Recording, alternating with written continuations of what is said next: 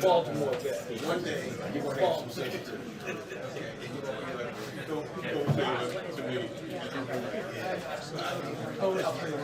Bobby and I sitting in the tree every day. Oh, man, you're cold, man. You're cold. You're cold, man.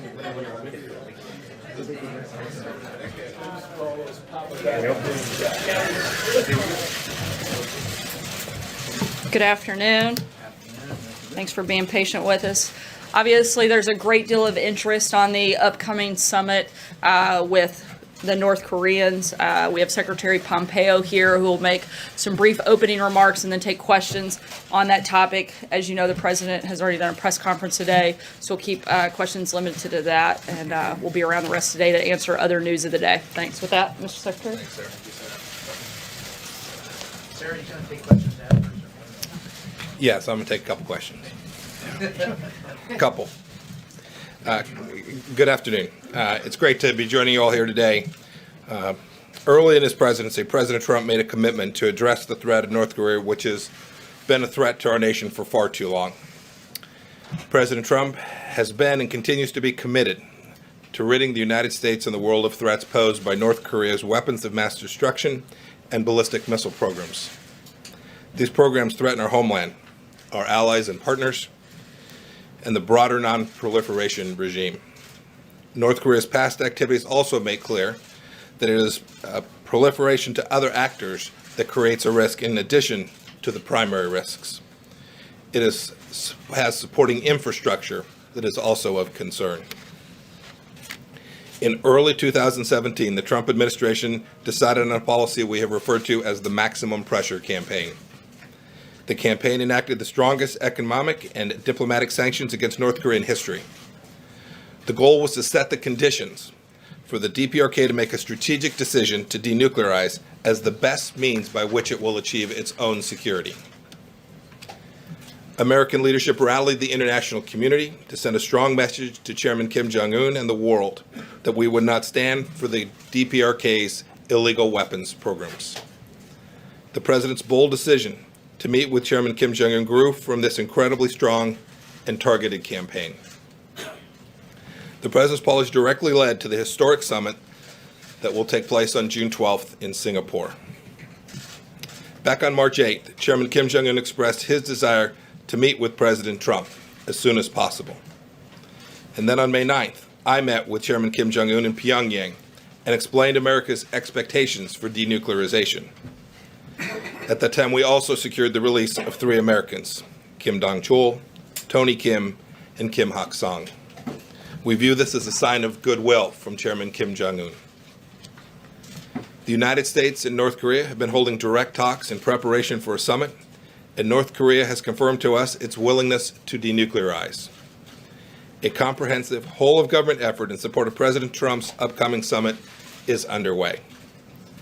White House and State Department-led advanced teams are finalizing logistical preparations and will remain in place in Singapore until the summit begins.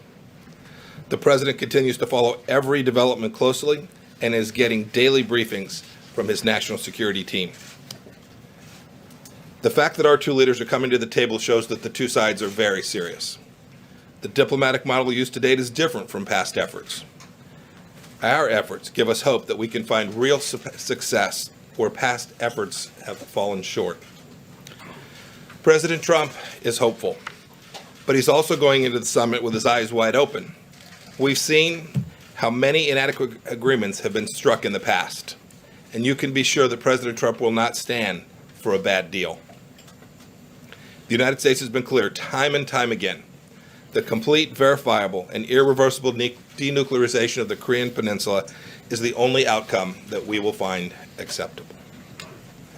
The President recognizes that North Korea has great potential, and he looks forward to a day when sanctions on the DPRK can begin to be removed. However, that cannot happen until the DPRK completely and verifiably eliminates its weapons of mass destruction programs.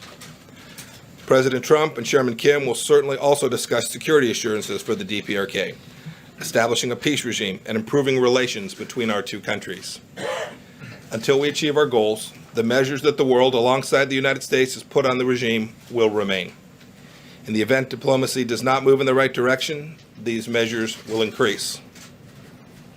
Throughout the entire process, the United States has been unified with Japan and South Korea in response to the threats from North Korea. I will be traveling to meet with my Japanese and South Korean counterparts after the summit to continue to coordinate with them. I will also stop in Beijing following the Singapore summit. I will provide them with an update and underscore the importance of fully implementing all sanctions that are imposed on North Korea.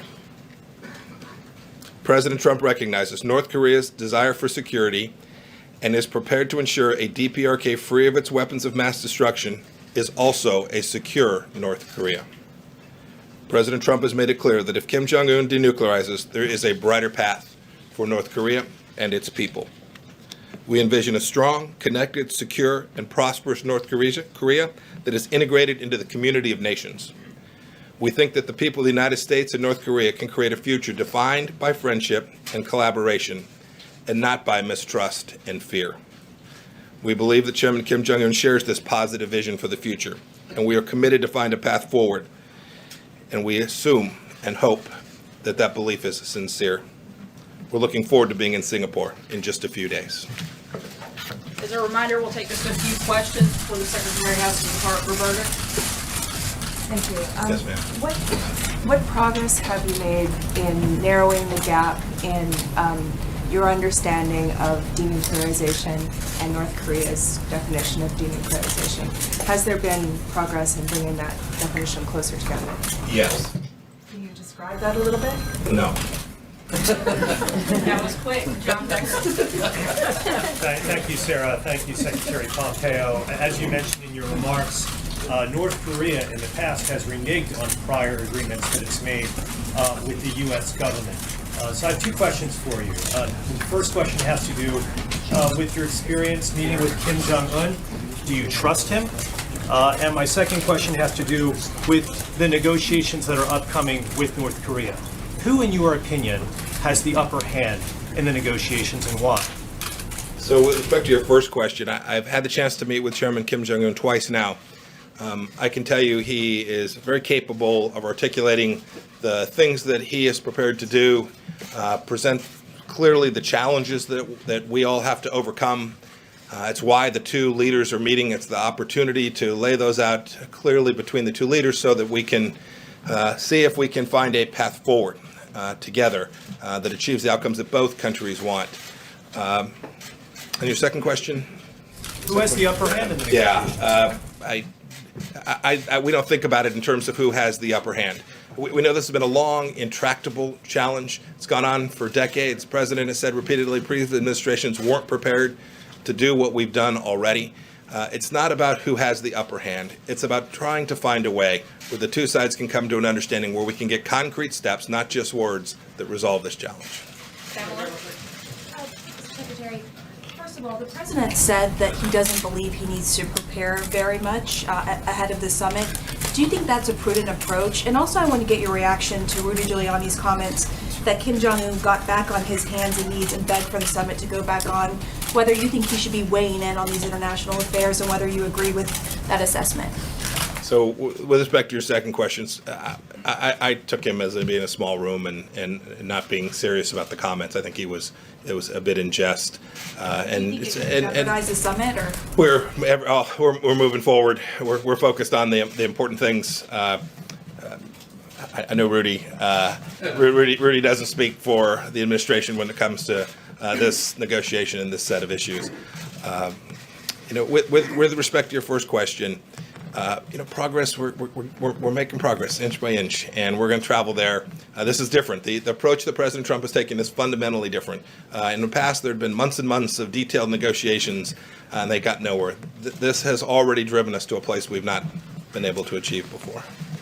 Dave Boyer.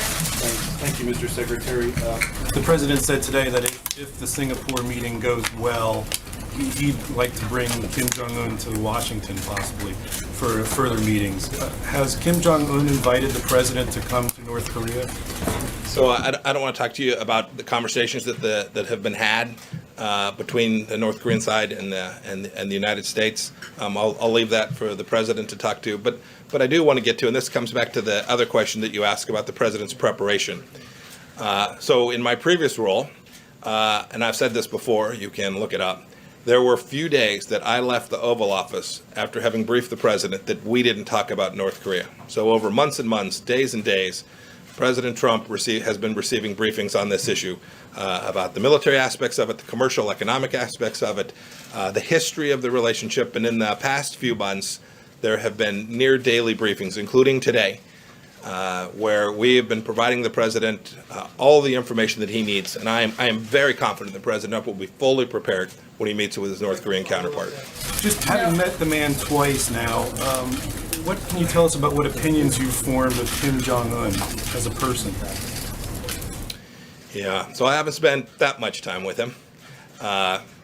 What I have said publicly is he has indicated to me personally that he is prepared to denuclearize, that he understands that the current model doesn't work, that he's prepared to denuclearize, and that two, he understands that we can't do it the way we've done it before, that this has to be big and bold, and we have to agree to making major changes. We can't step through this over years, but rather need to acknowledge it will take some amount of time, that this doesn't happen instantaneously, but that the model for succeeding, security assurance and political normalization and denuclearization, completely verifiably and irreversibly, for that to take place, we've got to make bold decisions, and I'm hopeful that Chairman Kim Jong Un is prepared to make that decision for his country, a big shift in his strategic understanding of his security.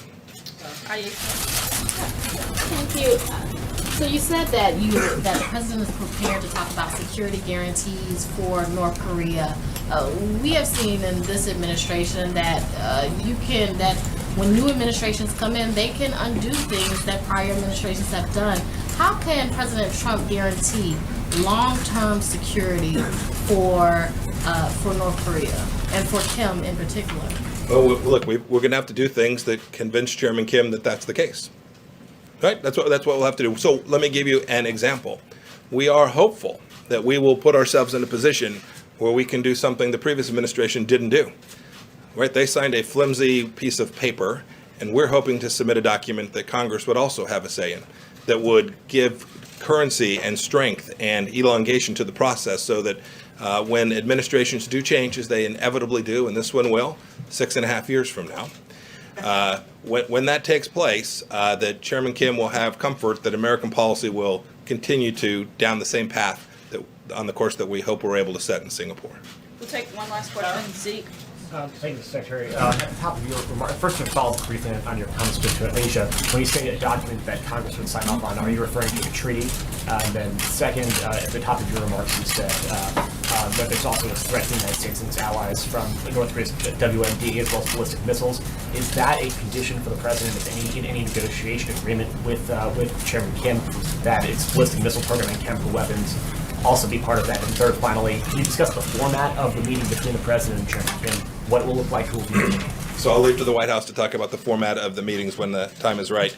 With respect to proliferation risk, it's very real. There is a history of that with respect to North Korea and some of our other difficult challenges in the world today. They are connected. The reason you want complete, verifiable, and irreversible is precisely that.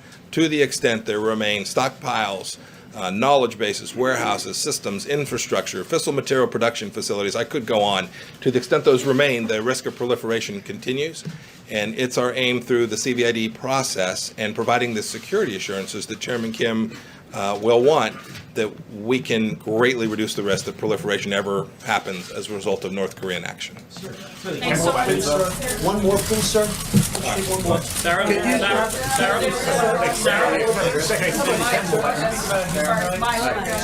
Secretary, can you explain the president's shift when he's gone from talking about defining success for this meeting as a denuclearization of the peninsula to now talking about the need for more meetings? Can you explain what happened there and why the shift? And can you also describe your disagreements over North Korea internally with the National Security Advisor?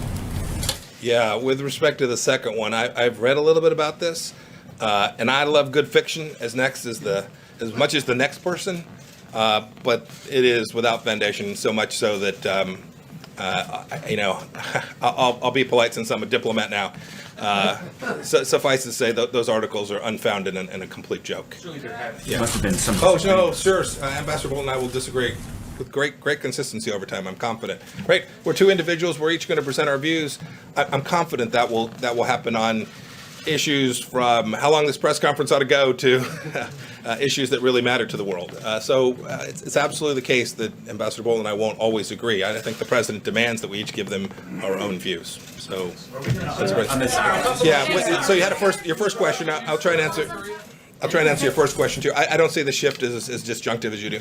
The president's always understood that this was a process. It's been very clear that there would always take a great deal of work to do this. So I think you can interpret how you will, but I think your characterization of that is also doesn't reflect the president's understanding. I think his understanding about this process has been pretty consistent since I've been working with him now almost a year and a half ago. Secretary, Thanks so much, Nuclear weapons on the bargaining table. That's in China, sir, like in Cuba. Dictator in place? What are you saying, North Koreans?